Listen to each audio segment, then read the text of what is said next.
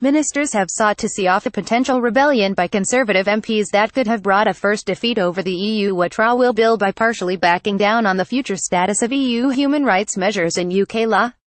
Following another day of debate about the bill, which seeks to transpose EU statute into UK law post-Brexit, the government faced possible defeat over amendments intended to maintain the scope of the EU Charter on Fundamental Rights.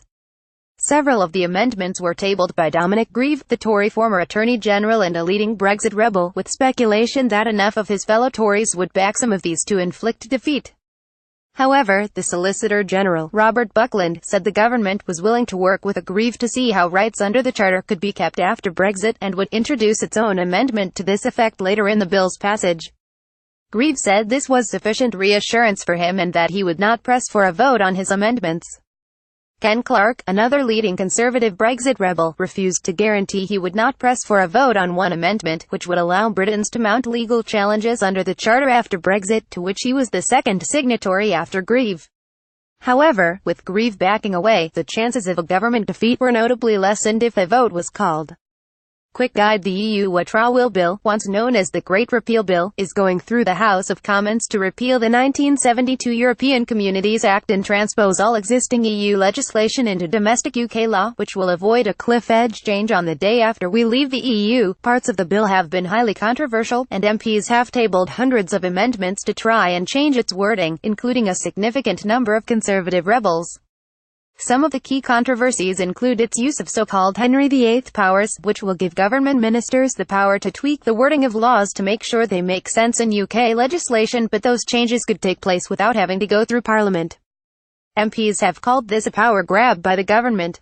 Government estimates around 800 to 1,000 measures called statutory instruments will be required to make sure the bill is applied correctly. Other concerns include the government's decision not to include the EU Charter of Fundamental Rights in the law being transposed. Other amendments are attempts to affect the Brexit process, including legislating for a transitional period and giving MPs a binding, meaningful vote on the deal secured by Theresa May, before the deal is finalized.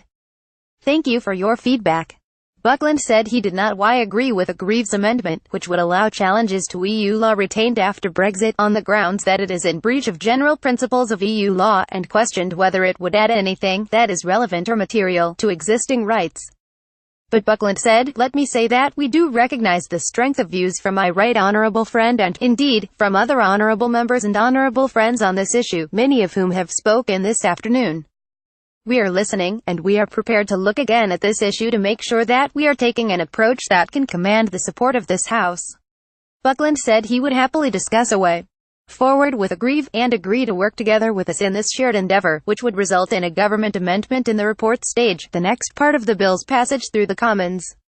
The climb down illustrates again how vulnerable ministers are over the bill, given the number of potential Tory rebels often exceeds the government's tiny divided majority. During the debate, the government also said it would publish by the 5th of December a review of the implications of removing the Charter of Fundamental Rights from UK law.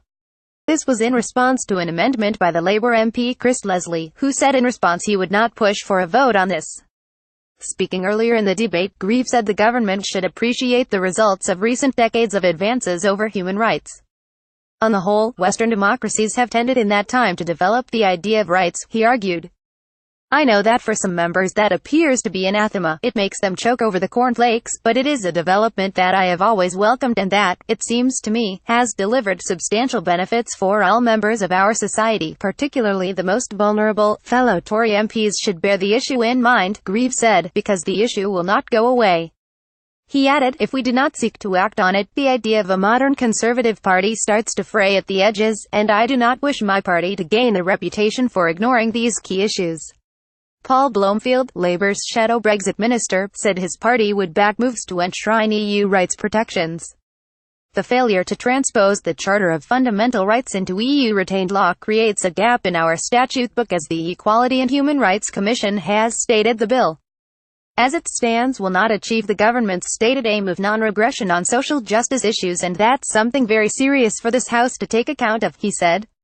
By compiling and codifying these rights in a single document, the Charter in effect created new rights and certainly created new protections.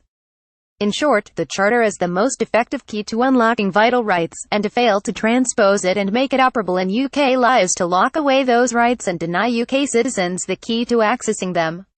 Dominic Raab, the Justice Minister, rejected the arguments, saying the EU withdrawal bill would actually improve rights protections, precisely because we are making sure that the substantive rules of EU law will be retained on day one of exit.